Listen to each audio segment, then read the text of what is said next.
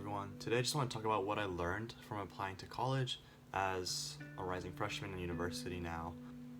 So first off, I'm going to go over my stats and what I had, just to give you kind of idea of where you would place me in certain whatever Ivies or whatever school I would go to. So I was on SGA as just a board member. We had 6 board members and I was one of the 6 for all 4 years, and I spoke at graduation as a result of that. And I was also the head captain of my debate team, which had around 80 students. And then I was also did robotics for around 4 years, where I was a programming captain and also the driver. And then I also co-founded a club called the Council of Food, where we would just eat food, and also the treasurer for that, where we got around $700 just from marketing, which unfortunately had to end early because of COVID.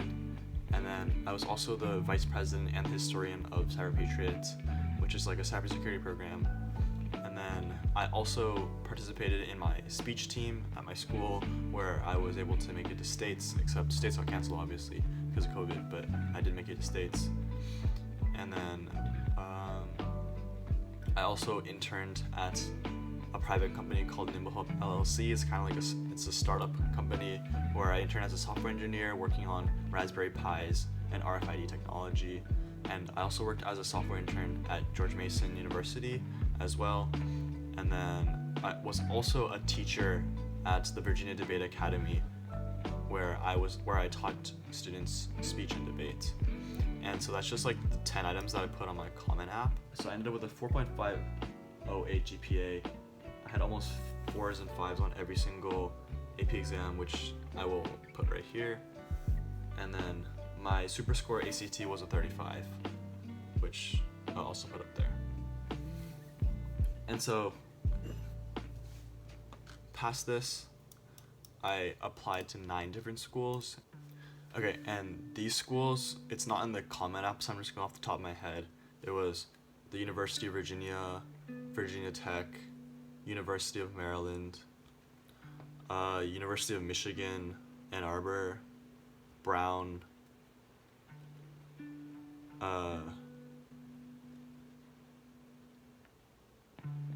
and so based on these stats, these are the 9 schools I applied to, which I'll just put pictures of the logos here. You can tell me or think about which schools you think I got into based on these stats. So out of those 9 schools, I ended up getting into the University of Virginia, University of Maryland, and also Virginia Tech. Those 3 schools. And as you can probably tell, even with these kind of stats, you need a really good essay in order to get to these schools. And so this is kind of where I'm going to transition out of which schools I applied to and more into what I've learned from applying to college.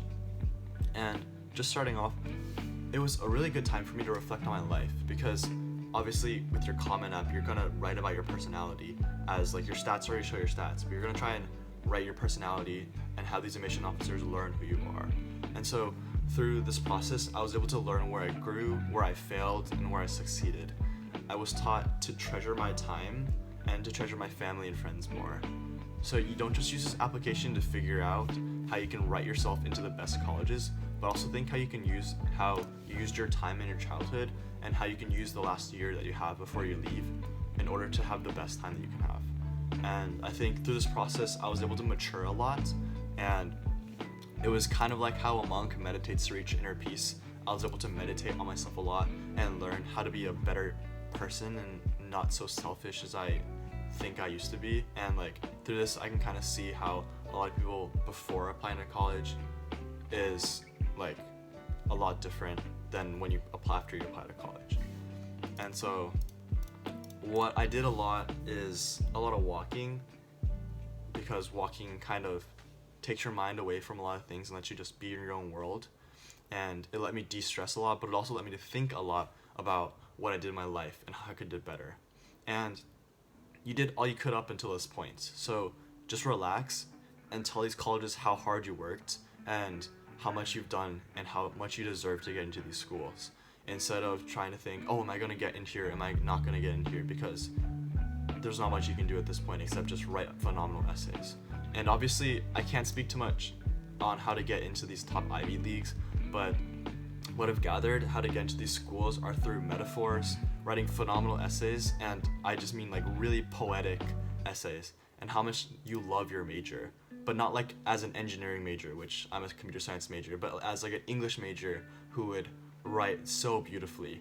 And obviously I had pretty good stats, but I didn't get into the schools that I wanted to. And it's probably a no-brainer, but essays will make or break your application, even if your stats are amazing. Just make sure the essays blow your reader away. If they don't, then you're probably not going to get in.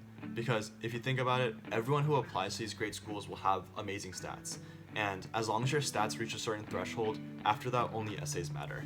And make sure to get peer help. Make sure you ask your friends to read your essays and to go over them, because they'll know you the best. And honestly, it'll probably be more useful than getting a paid writing teacher, because they know you the most and they know what you could write about the best.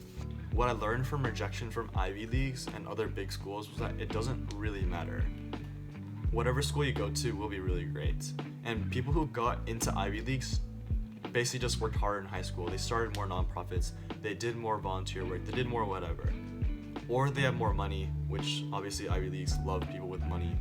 Or they had a better essay than you, even if you did more than they did. And it doesn't mean you're any less smart, hardworking, or ambitious. It just means that they did more in high school, basically. And you can be just as successful. And although you can take this with a grain of salt, because I haven't been past college yet, but I think that's pretty true. And a lot of your teachers will tell you that too. So it sucked at first not getting in, and it was like, oh man, I wish I got into these Ivy Leagues. But now that I think about it, it doesn't really matter, because like all these schools are great, and at the end of the day, you're gonna meet really smart people at every single college. After college app season, which ended in around February, March, I transitioned to more of like a work type experience, because I really wanted to work and get money. And my debate coach had always told me to go work. But I always thought it would just be, oh, it's so I can improve my public speaking skills and my communication skills so I can get better at debate or get better at speech. But no, that's not not all that you learn. You learn like a lot of important life skills from working. Honestly, more important than getting into these Ivy Leagues in my opinion, because you work with older people that are probably going to be 24, 25, who've already been through a lot of life. And, well, not a lot, but been through some part of life and been through college, so they can explain to you what they did and how you can do what they did but even better, or take what they did well and do that as well. And I found that a lot of Ivy League students, they haven't really worked a day in their lives, and yes, they are smart and they are hardworking, but they've never had to work at an hourly paid job where they're supporting people and helping people with their orders and then getting yelled at and stuff like that. And I think you learn a lot of people skills, you learn a lot about people's life experiences, different interactions with different kind of people, instead of just people who you normally hang out with, but you're forced to work with a lot of different kinds of people and forced to serve a lot of different kinds of people. And you work really long hours. Like I worked an 8-hour shift from 3 to 11:30, like 3 days a week. And then you learn to work even when you don't want to. Like if my manager would tell me to do this, even if I didn't want to, I would still do it. And you work with a lot of people you don't like, because I worked at a cafe where there would be new people coming in every 2 weeks. And obviously I wouldn't like every single one of them. I liked a lot of them, but there'd be a lot of people I didn't like, and a lot of people I had to work with anyways. And you become a lot more appreciative of your money, because you're no longer using your parents' money, but you're making money on your own, and you can use it however you want.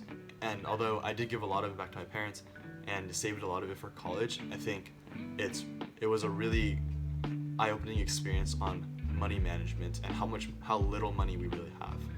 Like you really get humbled through experience and learn that non-Ivy League students have a lot of stuff they can teach you, because I worked with a lot of non-Ivy students and they're all really smart and went through a lot of really cool experiences. And finally, you should thank your parents for supporting you to get this far. If you're watching this kind of video, it probably means that you wanted to get into an Ivy League and that you want to get these top schools, but I just want you to thank your parents for driving you places, for reminding you to wake up in the morning to apply to like go to different tournaments and stuff like that, and feeding you and making sure that you had enough drive. And I thought that was probably the most important thing I learned through this experience, was to appreciate my parents and appreciate how much that they helped me and supported me throughout the time, because I learned that, like, if they didn't support me, I obviously wouldn't be here, and I wouldn't have been able to get such high scores and high stuff. And though they didn't really push me, they did encourage me to try my hardest. And also, remember to spend a lot of time with your parents before you leave, because you're going to be around 17 years old, and you're going to have 1 year left with your parents before things get harder, and before you have to leave your parents, and you can only visit them every so often. And I think that's really important too. And to spend time with your friends, because again, it's your last year with them, and you want your last year to be a banger, obviously. So I want you to spend time with your family, relax, and don't stress about the process, because if you get into your great schools, that's awesome. But if you don't, that's also awesome, because you'll meet smart people wherever you are. Yeah.